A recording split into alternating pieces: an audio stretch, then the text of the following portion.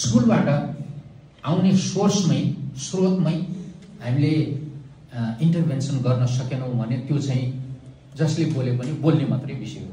चाहे अहिलेको शिक्षा मन्त्रीजीले बोल्दै हुनुहुन्छ अथवा पहिलेको शिक्षा मन्त्री अथवा हामीले नि भन्छौँ अथवा मैले अझ सहज भाषामा भने गण्डकी प्रदेशले के गरेछ भने गण्डकी विश्वविद्यालय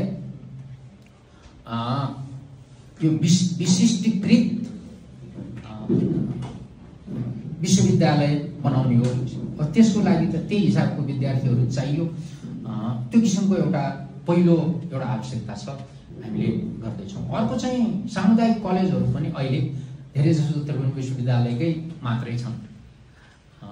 उहाँहरूसँग बसेर यो क्षेत्रको र भोलिको अथवा आजैको भनौँ आज भोलिको ह्युमन रिसोर्स कुन किसिमको आवश्यक छ त्यो चाहिँ अध्ययन गरेर छलफल गरेर त्यो तर्फ कसरी अगाडि बढ्न सकिन्छ त्यो एउटा विषय हामीले गर्नुपर्ने छ। हाम्रो योजनामा छ, गण्डकी विश्वविद्यालयको योजनामा छ।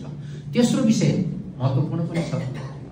गण्डकी प्रदेशले के गर्यो भने यो जिपास्ट भनेर अनुसन्धानको पाठ हो अथवा त्यो एउटा संस्था खारिज गरेर त्यसको जिम्मेवारी चाहिँ गण्डकी विश्वविद्यालयलाई दिएको छ अहिलेको अवस्थामा। भोलि अब फेरि ती संस्थाहरू स्थापना भएर थप काम गर्न सक्छन्।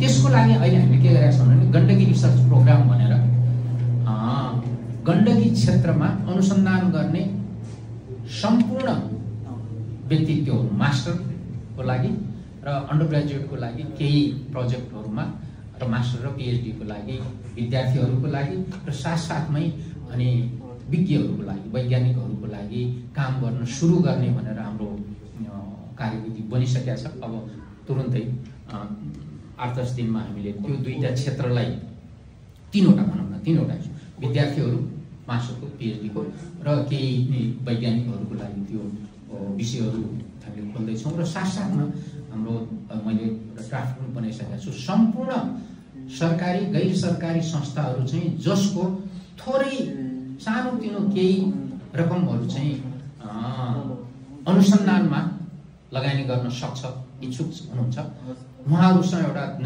सहकार्य गरेर एउटा ठुलो फन्ड गरेर सृजना गरेर यो क्षेत्रमा अलिकति काम गर्न सकिन्छ कि नेटवर्किङ गरेर सेवा क्षेत्रको अथवा उत्पादन क्षेत्रको सबै यो क्षेत्रसँग जोडेर केही काम गर्न सकिन्छ कि भन्ने हाम्रो